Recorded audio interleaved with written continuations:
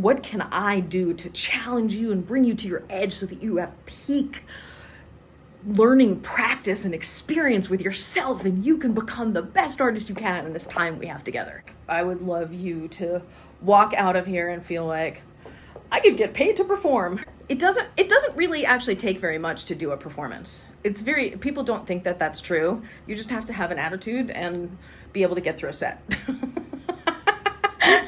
So not tangle. You want to be able to like have continuity throughout a set. So like the whole song. You want to be able to dance to a whole song. 3 or more adjectives to describe how you want to be seen as a performer. You may not have that knowledge yet, but that's the point of the exercise, is to get you thinking about it so that as you are practicing, you can imagine yourself in the position of,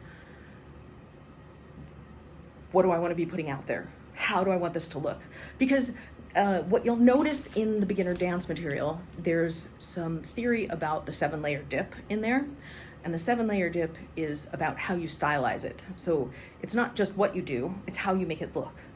I'm inviting you to step into what is your style, and you can even start with a performer name. My performer name is Glitter Girl, and I like to be glittery and sparkle and be light and like something you're not even sure you saw because it's so magical.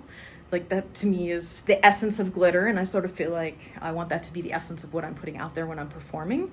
So having a character name can also give you a place in which you can step into that character and attach to that character personality traits or costume identities or ways of being or ways of moving or things that are exciting to that character, which can be really useful to dissociate yourself from if you want to have an identity that allows you to play with something you wouldn't normally feel comfortable playing with.